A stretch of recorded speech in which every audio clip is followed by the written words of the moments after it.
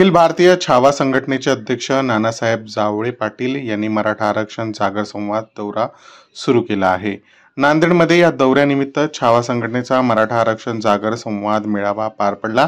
नांदेड शहरातील कुसुम सभागृहात या मेळाव्याचे आयोजन करण्यात आले होते।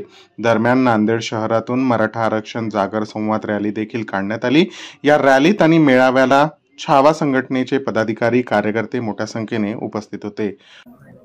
आरक्षणासाठी अखिल भारतीय छावा संघटना गेली 25 वर्ष झालं क्रांतीसूर्य अण्णासाहेब जावळे पाटलापासून हा लढा देत आहे।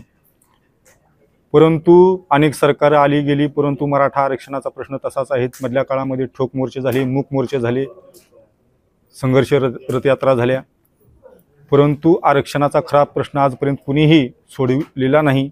गेल्या वर्षभराच्या काळामध्ये मोठं नेतृत्व उभा राहिलं, परंतु तरीही आरक्षणाचा निर्णय लागत नाही। आज EWS आरक्षण प्रमाणपत्र देणं बंद आहे। SC-BCचं कसं लागू आहे ही माहिती नाही। आज केवळ आरक्षणच नाही तर शेतकरी अडचणीमध्ये आहे, शेतकरी आत्महत्या करतोय। एका बाजूला आरक्षण नसल्यामुळे मराठा समाजाची मुलं आत्महत्या करत आहेत। म्हणून आम्ही 9 ऑगस्टपासून तुळजापूर येथून मराठा संघर्ष यात्रा आणि शेतकरी मेळावा आम्ही आयोजित केलेला आहे।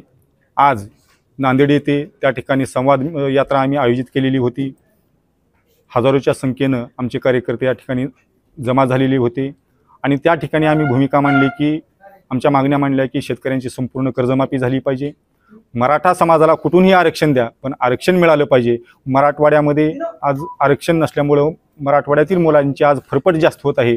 म्हणून मराठवाड्यासाठी स्वतंत्र महामंडळ क्रांतीसूर्य अण्णासाहेब जावळे पाटील या नावानं दिलं गेलं पाहिजे, ही आमची भूमिका आहे।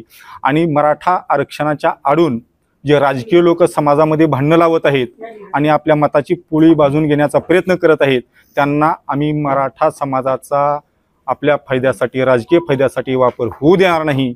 त्यासाठी आम्ही ही यात्रा काढलेली आहे। आमची दुसरी एक भूमिका आहे की आज महाराष्ट्रामध्ये जे बलात्काराचं प्रमाण वाढलेलं आहे, 4 वर्षाच्या बाळापासून 70 वर्षांच्या आजीवर सुद्धा बलात्कार होत आहेत।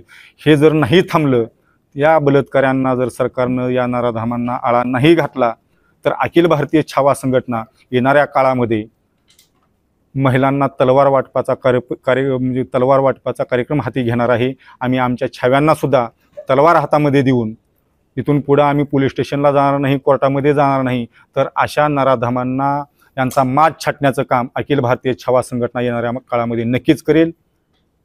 लोकनायक न्यूज करिता मनोज मनपुर्वे, नांदेड।